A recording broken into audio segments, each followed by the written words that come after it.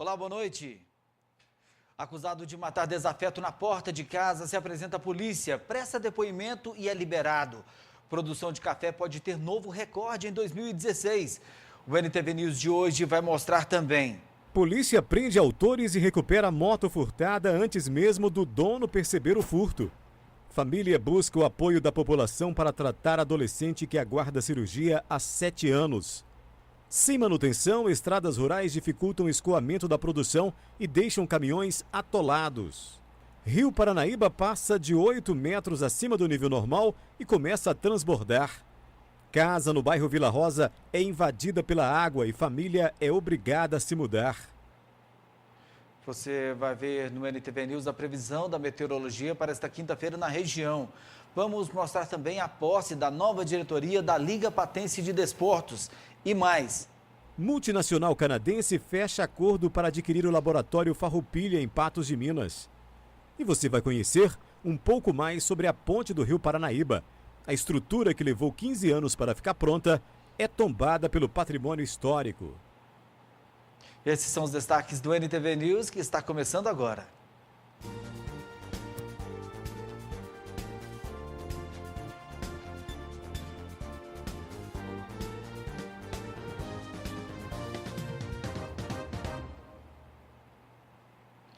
A Polícia Civil concluiu as investigações em torno do assassinato de um jovem na porta de casa na tarde de sábado, o 1º de 2016 em Patos de Minas.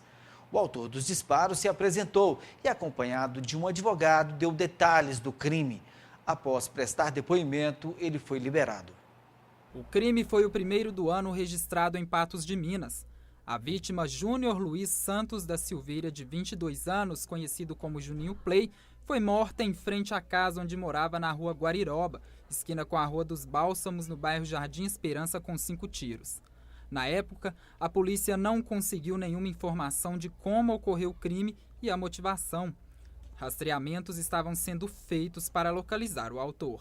Os populares disseram que escutaram apenas alguns disparos de armas de fogo. Não temos nenhuma informação que possa nos levar à autoria ou mesmo à dinâmica e os motivos do crime. A Polícia Civil já tinha informações do autor do crime, que ontem acabou se entregando à polícia, acompanhado de um advogado. Exatamente, ontem ele se apresentou juntamente com o seu advogado. Foi colhido o depoimento dele pelo delegado de polícia, pela Polícia Civil, e no depoimento dele ele tenta esboçar uma situação de legítima defesa. Logicamente que essa versão foi contestada por um outro lado e agora as investigações continuam para nós termos então a finalização e a conclusão pelo delegado de polícia, repassando as informações para o Poder Judiciário, para o Ministério Público, que é o domínio do litígio da ação, para que ele possa então, com tranquilidade, oferecer a denúncia e encaminhar ao Poder Judiciário.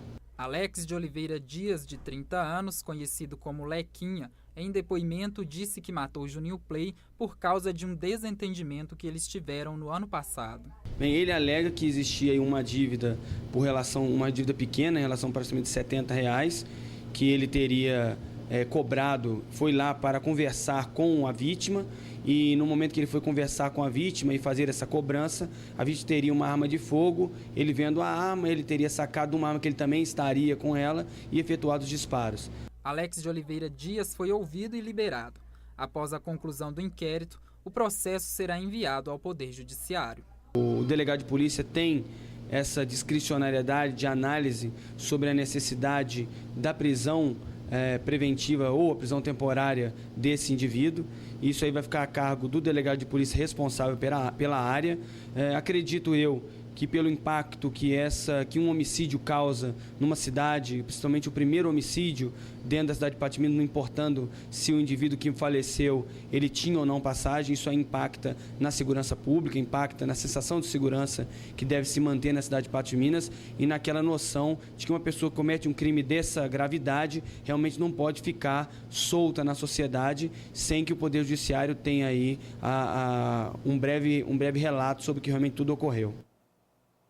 E a Polícia Militar prendeu 2 homens e apreendeu um adolescente de 16 anos na noite dessa terça-feira por furto. Eles tinham acabado de levar uma motocicleta que estava estacionada no bairro Valparaíso. Um carro usado como apoio para os autores também foi apreendido. Segundo a Polícia Militar, Emerson Fernando de Aguiar, de 27 anos, que não é habilitado, pegou uma Fiorino vermelha emprestada e, em companhia de um adolescente de 16 anos, foi até a casa da vítima. No local, o adolescente desceu do carro, furtou a CG Titan 125 e fugiu pilotando a motocicleta. O militar de folga percebeu a ação e acionou os policiais em serviço. Por azar deles, havia um militar de folga nas proximidades, verificou toda essa situação, já passou em tempo oportuno para o 190 e a partir daí o Copom direcionou as viaturas para tentar fazer a abordagem em tal veículo, sendo que a viatura do setor 8 correspondente conseguiu fazer a abordagem dessa Fiorino vermelha já na entrada do bairro Jardim Esperança, ali na Zumiro Vieira com a Paineiras, onde o condutor foi identificado como sendo esse Emerson, passagens por roubo, por furto, inclusive com a condicional.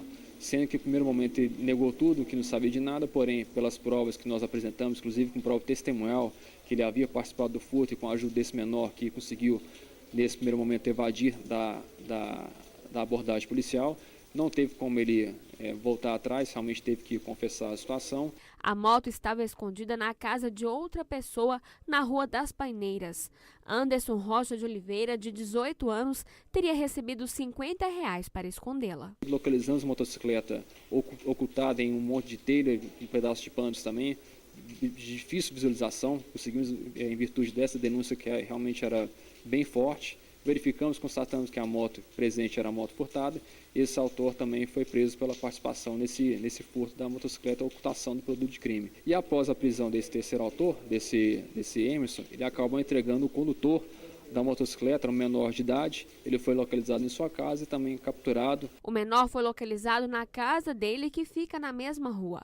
A Fiorino estava com a documentação em dia, mas foi apreendida. Todos os envolvidos têm passagens pela polícia. Todos já são conhecidos dessa prática de crime e eles estavam associados aí para cometer furtos de veículos aí ao longo da cidade. Aí. E durante a madrugada, a Polícia Militar prendeu mais 4 homens também por furto de veículo. Eles foram abordados na Avenida JK e não souberam explicar a origem do carro, um Celta preto que estavam. Durante a abordagem, os policiais receberam uma denúncia do furto do veículo que estava estacionado na Rua Ouro Preto quando foi levado. A Polícia Militar orienta os proprietários de veículos a investirem em equipamentos de segurança, como travas e alarmes.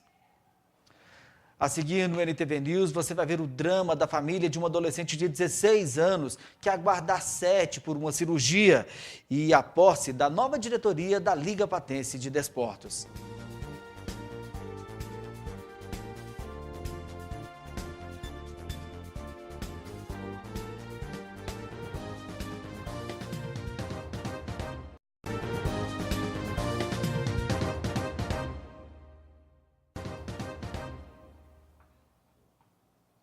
As 147 unidades prisionais do estado começam a operar 470 novos equipamentos de inspeção de segurança. O Departamento Penitenciário Nacional investiu R$1,5 milhão na aquisição do material. Na tarde desta terça-feira foi realizada a última etapa do treinamento dos agentes de segurança penitenciários para a operação dos aparelhos. São 12 esteiras de raio-x, 45 detectores de metal do tipo portal, 289 aparelhos do tipo bastão e 124 aparelhos de raio-x do tipo banqueta. Os agentes passaram por treinamento para operarem os novos equipamentos e também receberam orientações para humanizar a revista de presos e visitantes. A família de um adolescente de 16 anos já não sabe mais a quem recorrer. O garoto vive preso a uma cama e aguarda 7 anos por uma cirurgia para a retirada de um dos rins. Sem o apoio do poder público, a família conta com a ajuda da população. É nesta casa simples, no bairro Nossa Senhora Aparecida, que mora a dona de casa Vaneida Teixeira, a mãe dela e seus 4 filhos. Um deles, João Carlos, de 16 anos, que passa por inúmeras dificuldades. Ele nasceu com hidrocefalia, meningocele e miocele. Devido a esses problemas, o adolescente vive na cama. Os rins dele estão deslatados. A vida inteira esperando pelo SUS, renova papel, não sai a cirurgia, ele tem que tirar os rins. E tudo que eu tinha eu vendi para conseguir uma consulta particular. Aí eu ganhei a consulta, tive que pagar alguns exames, só porque pelo SUS não sai. E a cirurgia que ele tem que fazer é tirar os rins. Se ele ficar 2 dias, ele vai ficar no período de 2 dias internado, é 7.900. E arrisca ficar mais, aí droba o valor. Pode chegar até mais de 13 mil reais. E só vive com o salário dele e não tenho condições de pagar essas cirurgias. Essa cirurgia. O João Carlos faz o uso de diversos medicamentos, um deles para tirar a dor, mas não está sendo o suficiente. Muita dor, não aguento. Toda hora que eu sinto essa dor, eu falo em morrer, não aguento mais sentir isso. João Carlos, você tem esperança das pessoas te ajudarem? Tenho. O adolescente necessita de uma cirurgia para a retirada dos rins, porém a mãe está na fila de espera do SUS há 7 anos. Desesperada, ela recorreu a um hospital particular. O valor inicial da cirurgia é de R$ 7.900. Sem condições de pagar este valor, Vaneida pede ajuda à população e às autoridades. A pessoa me ajudar, porque ele não aguenta mais sentir dor, e Deus ajudar, porque as condições, não dá. E qual que é o apelo que a senhora tem para fazer para a sociedade, agora as pessoas que estão te ouvindo? Que ajuda a salvar a vida dele, que o caso dele é de risco. Só a gente sabe, o que está passando. Ele sente dor de dia e de noite, fica só internado e pelo SUS não sai. E eu tô pedindo alguém que possa ver e ajudar ele, porque para mim dói de ver ele nessa situação, ele clamando que prefere morrer do que ficar desse jeito. Para mim ouvir isso é muito triste.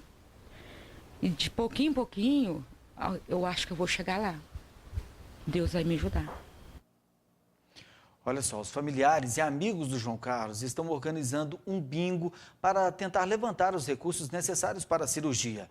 As pessoas que puderem colaborar com a promoção podem levar donativos à Rua Jesus de Nazaré, número 215, no bairro Nossa Senhora Aparecida. A família também pode ser contatada pelos telefones 998005126 ou 3822-5364. Tomou posse na noite desta terça-feira a nova diretoria da Liga Patense de Desportos. A solenidade foi bastante prestigiada por autoridades e familiares. A Liga Patense de Desportos foi fundada em 1956 para apoiar e promover campeonatos amadores em Patos de Minas. Em dezembro, houve eleição para a nova diretoria, com a chapa única União e Trabalho. Cássio, que durante 2 mandatos consecutivos ficou à frente da Liga e resgatou a tradição do esporte amador na cidade, agora foi empossado como vice-presidente. A entidade, quando a gente assumiu, tinha 7 equipes, categorias de base. Hoje nós terminamos com 14. Nós levantamos a entidade, essa foi uma conquista maior, que ela não tinha credibilidade, não tinha documento. A entidade não existia certidões negativas e nós conseguimos buscar todas as certidões negativas. Isso foi a primeira conquista fundamental que tivemos, porque sem documento não adquiria recurso. E nós conseguimos buscar credibilidade. A Liga não tinha crédito, credibilidade em lugar nenhum para se adquirir financeiramente, comprar algum móvel. Isso nós fizemos, graças a Deus. E os campeonatos ampliamos, colocamos as escolinhas em um trilho. Então são diversas coisas que a gente resgatou e buscou de volta. Hoje eu vou falar para você que a entidade está em pleno funcionamento. O novo presidente tem um grande desafio pela frente. Mas Baltazar Pedro de Brito já está acostumado. Apaixonado pelo futebol, ele apitava jogos amadores, mas devido a um problema de saúde foi obrigado a deixar os campos. Agora ele estará nos bastidores, atuando de outra forma. Os principais desafios é a dificuldade econômica, Não só Patos de Minas, mas o Brasil inteiro passa uma dificuldade. Os clubes não têm o dinheiro para participar das competições. E a gente vai buscar, através das parcerias, fornecer condições para essas equipes disputarem os campeonatos promovidos pela Liga Patense. E a agenda da Liga neste ano é extensa. Tem Copa Amapá, Copa Taça Patos, Copa Petias, Copa Mirim, Copa Chupetinha, Copa Zona Rural, Campeonato Regional, Copa Kiko e Copa Durango. Bom para fomentar futebol amador também na região. O futebol amador vem passando por uma dificuldade, tanto amador como profissional. Acho que a gente tem que trabalhar com os pés no chão e nada melhor que todo mundo unir e para que vem trazendo mais apoio a cada entidade, né? Tanto a liga quanto os clubes, para que evolua o futebol da nossa região em tudo que o futebol amador, que para nós é o carro-chefe da nossa região. A gente vai para um intervalo e na volta vamos falar sobre a previsão do tempo. Você vai ver a dificuldade de quem depende de estradas rurais e a cheia do Rio Paranaíba, que já começou a ameaçar moradores na Vila Rosa.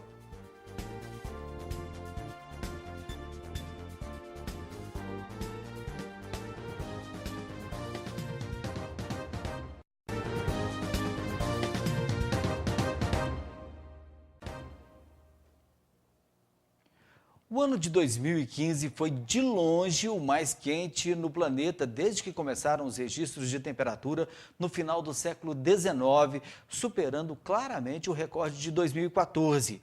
A informação foi publicada nesta quarta-feira pela Agência Espacial dos Estados Unidos, a NASA. Para todo o ano de 2015, a temperatura média da Terra e dos oceanos, segundo a NASA, foi 0,90 graus Celsius acima da média do século XX, a mais alta já registrada desde 1880.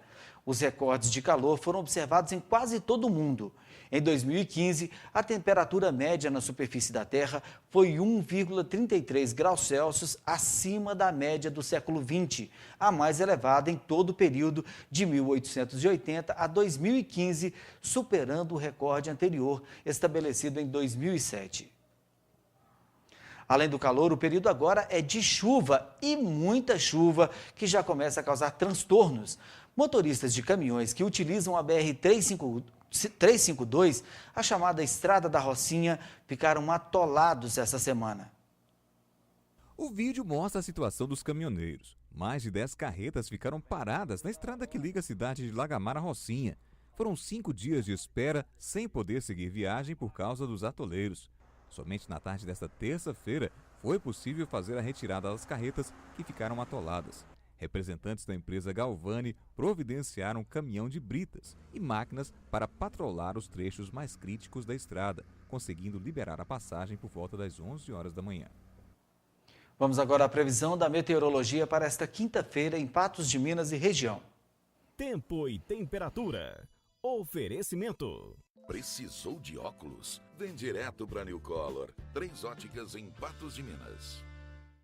A previsão para esta quinta-feira é de sol com muitas nuvens e possibilidade de pancadas de chuva à tarde e à noite. O índice ultravioleta é considerado extremo. As temperaturas sobem, com a máxima podendo chegar aos 31 graus. A temperatura mínima não passa de 18 graus. Pancadas de chuva e calor também nas cidades da região. A temperatura chega aos 32 graus nas cidades de Lagoa Grande e Lagamar, 31 graus em Presidente Olegário e 29 graus em João Pinheiro e São Gonçalo do Abaeté. A temperatura mínima na região fica em torno de 20 graus.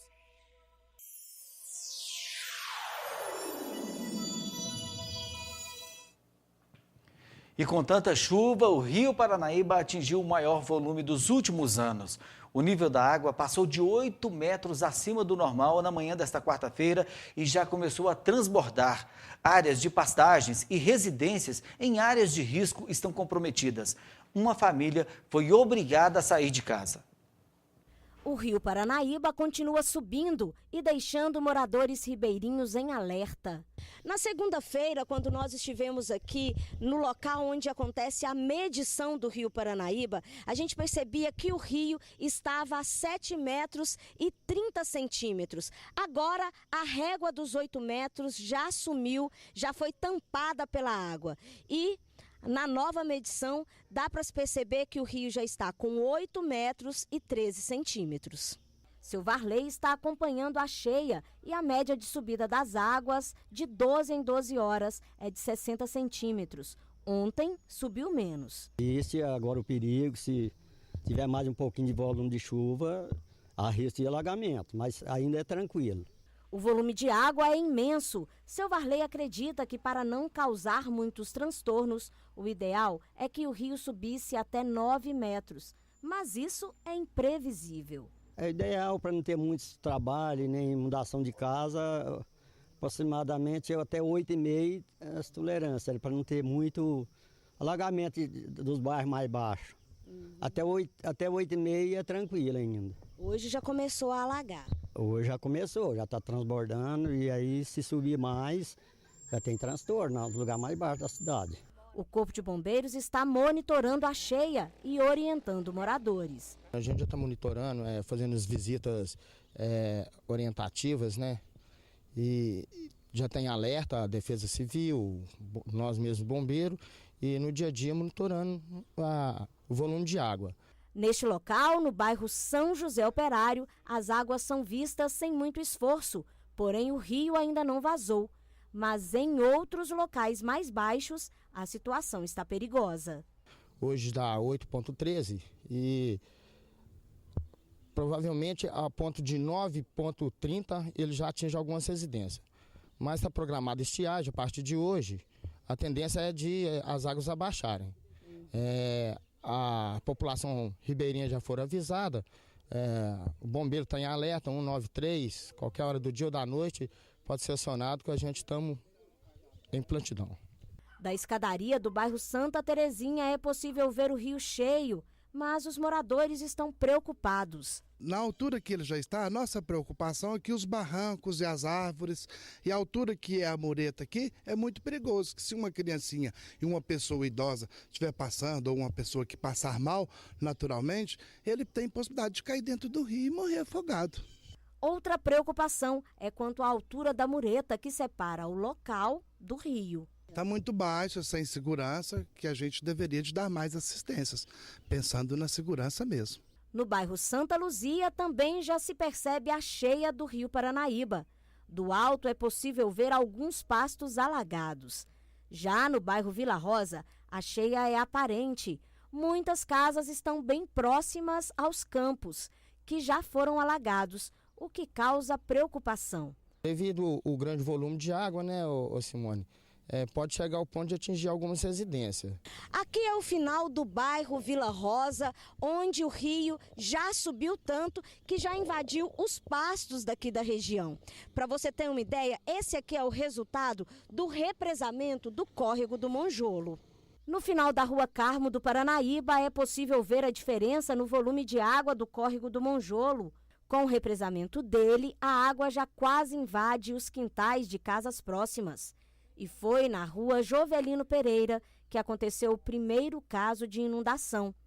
A casa de seu José Mota, que é deficiente visual, foi atingida pelas águas do córrego. Mais ou menos para 6 horas da tarde, mas já estava chegando aqui, né? Então já foi inundando aqui, né? Aí o senhor teve que ir dormir na casa de outra pessoa? Nós fomos dormir lá na casa de uma vizinha ali, pensando que de noite chovia mais e acabava de entrar dentro de casa, né? Aí nós fomos dormir lá e hoje nós chegou aqui, a água está bem mais alta. E ele mora na pequena casa com a mulher e o filho de 12 anos. A esposa está abalada com a situação. Até agora não sei nada não, mas aí se não arrumar um lugarzinho rápido, vai chegando. Seja que Deus quiser, assim, tomara que arruma um lugar e acabe esse trem logo. Desolada, a família ainda estava com a incerteza para onde iria. Eu saí procurando um lugarzinho agora, mas não arranjei. Um lugar está ocupado, casa assim está ocupada, outra casa. Aí, enquanto isso, nós estamos no perigo, né? O Corpo de Bombeiros compareceu ao local e acionou a Defesa Civil. Olha, nós tomamos conhecimento dessa situação agora. Estava eu e o Dr. Francisco Franchiani fazendo uma vistoria aqui no local, ele como vereador também fazendo uma fiscalização junto com a Condec. E, por coincidência, encontramos com o Corpo de Bombeiro aqui fazendo essa ocorrência. Nós estivemos lá também no local, já demos uma olhada lá, estamos acionando a Secretaria de Desenvolvimento Social, porque eles ficaram responsáveis para estar, há 5 dias atrás, fazendo contato com os locais de abrigo, e estão fazendo os contatos agora para que retire essa família o mais rápido possível da situação que eles se encontram, porque realmente a situação para eles está crítica. A água do córrego do Monjolo é contaminada com esgoto e como os moradores entraram em contato, deverão passar também por atendimento médico. Nós estaremos acionando também a Secretaria de Saúde e acionar também o pessoal qualificado para fazer uma avaliação também nessa situação. No próximo bloco, o NTV News vai mostrar a mudança dessa família desalojada que teve que ser levada para uma escola do município. E vamos mostrar que a multinacional canadense L'Allemand acaba de chegar a Patos de Minas.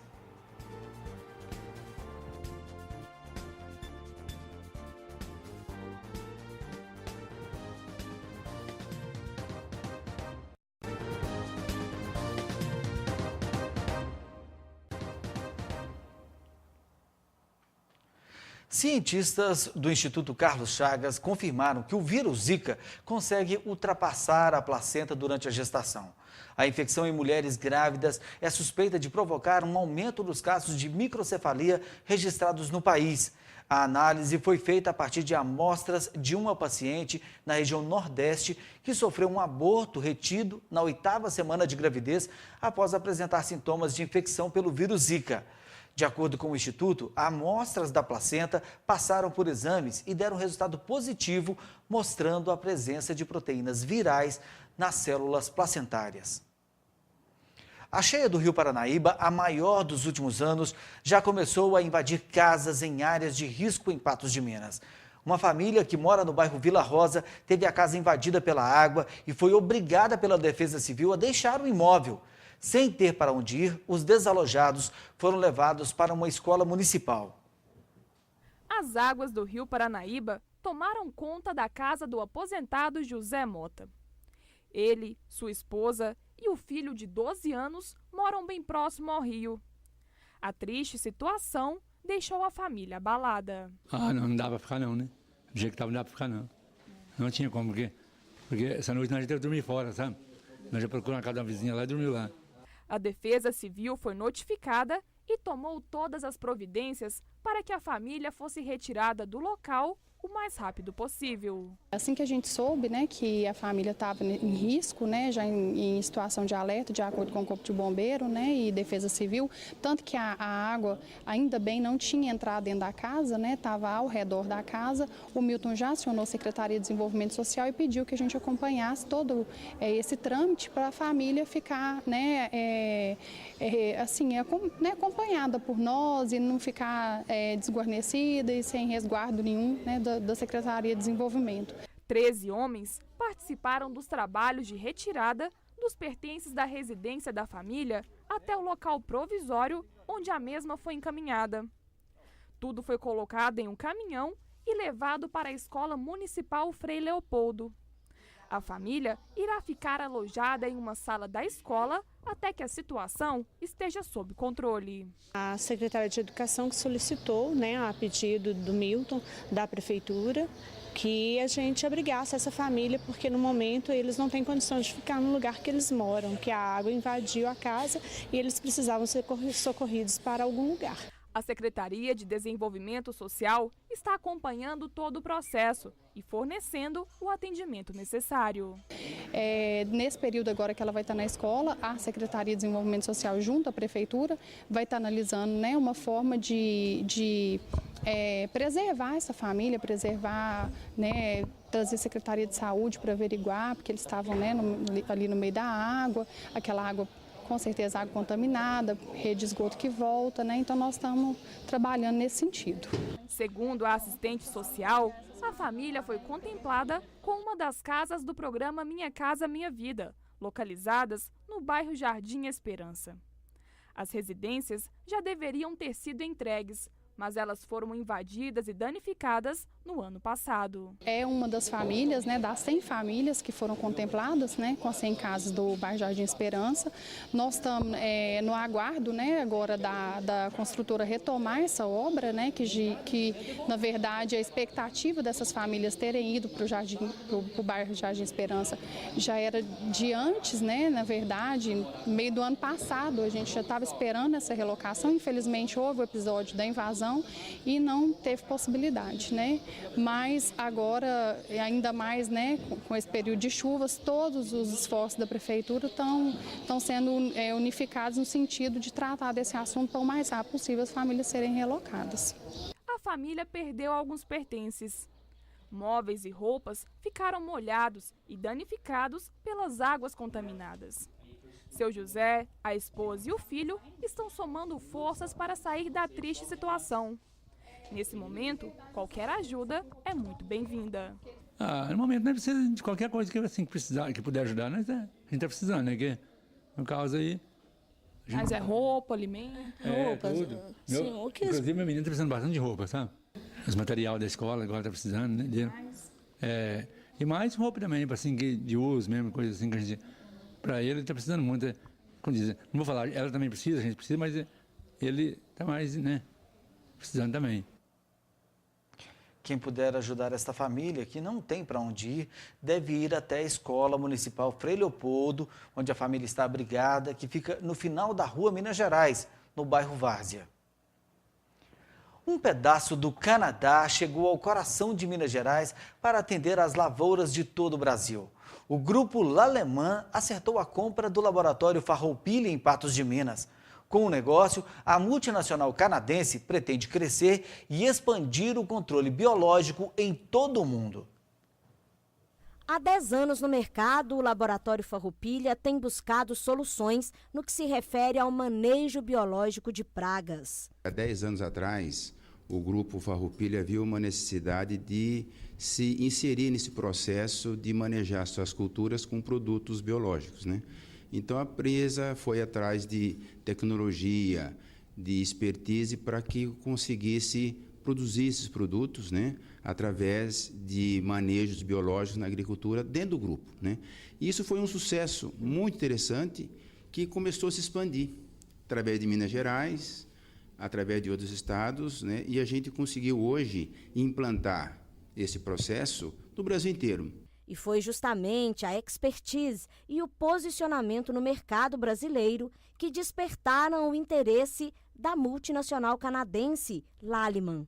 A L'Allemand é uma empresa que está presente aí no mundo em mais de 40 países, né? Uma empresa canadense, e ela vinha querendo se inserir nesse processo nos programas dela dentro da empresa, no Plant Care, quer dizer, o cuidado com as plantas, né?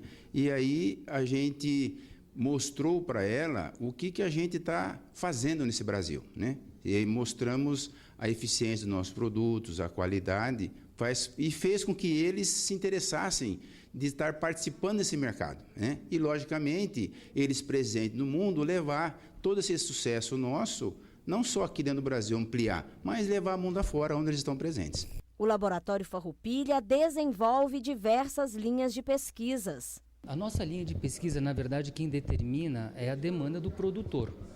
Você vê que na agricultura você tem problemas com pragas, com insetos, com nematóides, com doenças causadas por fungos, tanto de solo quanto na parte aérea. Então, na verdade, as nossas linhas de pesquisa são muito amplas. Elas têm que cobrir toda essa gama de problemas que existem na agricultura. São 110 funcionários que trabalham no Laboratório Farroupilha, que agora irá associar as marcas já consagradas no mercado brasileiro ao canadense. O Grupo Farroupilha ele é composto de várias empresas, né? Então, nós temos a área agrícola, tem a algodoeira, que é a produção de fibra, nós temos a área da Urban Coffee, né, de café, e temos o laboratório de produtos biológicos e a área de sementes. O que foi adquirido foi somente a área do laboratório. Então, o grupo permanece com todas as suas outras áreas, né, em expansão e trabalhando normalmente. O laboratório tem diversos produtos para o manejo biológico em seu portfólio. São biofungicidas, bioinseticidas, nematicidas, inoculantes e promotores de crescimento. Ninguém, em sã consciência, gostaria de aplicar um produto químico que deixa um resíduo nos alimentos, que faz mal ao aplicador. Então, um produto biológico com eficiência, lógico, isso é fundamental, tem que ter eficiência e não tem problema nenhum ao ser humano, ao meio ambiente. Com a aquisição, o Grupo Farroupilha vai manter a marca já conhecida no mercado brasileiro e associar a mundial em suas embalagens. Temos uma presença muito forte a nível de Brasil do Laboratório Farroupilha, então hoje o que está no mercado vai ser Laboratório Farroupilha e Lallemand. A produção brasileira de café da safra 2016 deverá ficar entre 49 e 51.940.000 sacas do produto beneficiado. Se considerada a média de produção de 50,5 milhões, esta pode ser a segunda maior safra da história, ficando atrás apenas da safra de 2002. A previsão indica acréscimo de 13 a 20,1% em relação à produção de 43.240.000 sacas obtidas no ano passado. Cada saca tem 60 quilos. Os dados foram divulgados hoje pela Companhia Nacional de Abastecimento. Segundo a Conab, este é o ano de alta da produção de café. A Conab também informa que a área total plantada no país com café chegou a 2.250.000 hectares, praticamente a mesma cultivada em 2015. No próximo bloco, o NTV News vai contar um pouco da história da ponte do Rio Paranaíba. A estrutura quase centenária tem papel importante na economia do município e é tombada pelo patrimônio histórico.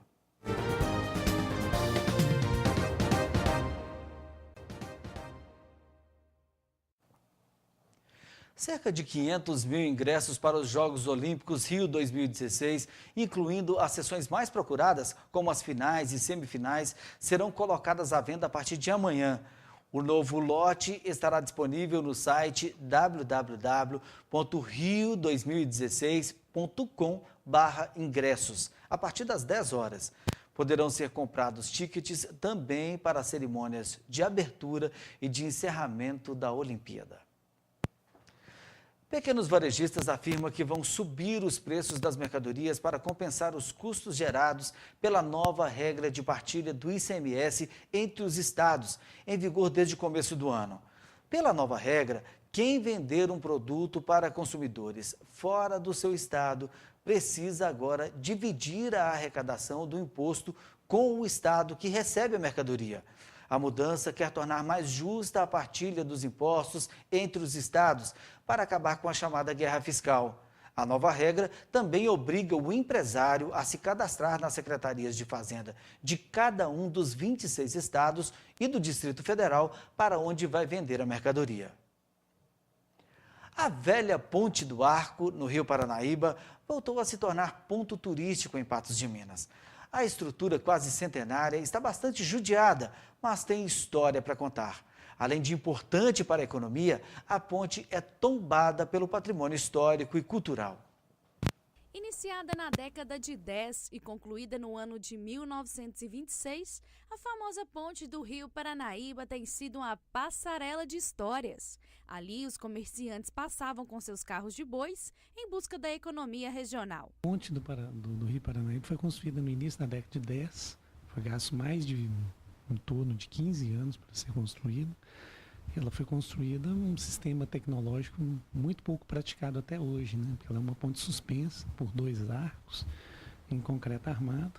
Uma novidade para Patos de Minas naquela época, não havia ainda difundido a tecnologia do concreto armado aqui. E por isso, de relevância histórica importante para a história da cidade de Patos. A ponte foi também cenário de histórias polêmicas. Ocorreu por várias vezes enchentes que ultrapassaram a estrutura e até os arcos. Em 1992, as águas do Rio Paranaíba se elevaram e tamparam parte da ponte. De acordo com o engenheiro José Carlos Borges, é preciso que seja feita uma vistoria no local para saber se a ponte está condenada ou não. Ao longo dos anos, ela mostrou ser uma ponte bastante resistente. Nós tivemos aqui em 1992, a água passou acima do meio dos arcos e a gente sabe que a pressão da água no sentido horizontal é muito forte e mesmo ao longo desses anos ela tem sofrido a ação do tempo e também a ação de cargas, né? Nós estamos aqui vendo que o movimento sobre a ponte é um movimento grande. Então é um elemento que foi bem construído para uma obra que foi construída em 1926. É uma obra que foi construída, foi muito bem feita e muito resistente, que a gente tem visto isso aí. As chuvas dos últimos dias elevaram o nível do Paranaíba. As últimas medições mostram um rio com mais de 8 metros acima do normal. A cheia, que há muito tempo não era vista por aqui, tem atraído muita gente. O problema são os buracos. A ponte é estreita, só passa um veículo de cada vez, mas segue com sua importância e imponência. Ela faz ligação da cidade com diversas comunidades rurais e importantes indústrias. Centenas de veículos, principalmente carretas e caminhões, passam por ali todos os dias. Os motoristas cobram reparos na pavimentação. Tem que jogar uma massa ali, né? Porque senão vai só furando a ponte mais e daqui a uns dias ela vai acabar furando. É direto aí o meio desse buraco aí, ó. O engenheiro José Carlos Borges explica, no entanto, que é preciso fazer uma análise técnica para verificar as reais condições da ponte. Visualmente, a gente não pode falar que existe algum problema. A questão do capeamento da ponte, realmente soltou alguma coisa no capeamento, que eu acredito que a prefeitura, logo após passar esse período de chuvas, deve tomar providência para restaurar a parte de pavimentação da ponte. Nossa equipe ouviu de muitas pessoas no local que a ponte vai cair, pois está tremendo. Mas calma, de acordo com o arquiteto Alex de Castro, este fato é apenas um mito. Que na verdade é o seguinte, toda ponte suspensa, né, ela tem o tabuleiro, que é a parte onde os veículos passam, ela está suspensa, ela está atirantada aos dois arcos. É como se fosse, fazer uma analogia, uma bolsa. Você está segurando a alça, a bolsa lá embaixo, na tendência, qualquer movimento ela mexe, né? A ponte é natural que a estrutura se mova em virtude do sistema estrutural que foi adotado para vencer o vão do Rio Paranaíba. Então é normal uma ponte suspensa ter um tipo de balanço mesmo. O NTV News desta quarta-feira termina aqui. Outras informações amanhã às 11h30 no 30 Minutos e às 19 horas em nova edição do NTV News. Uma boa noite para você e até lá.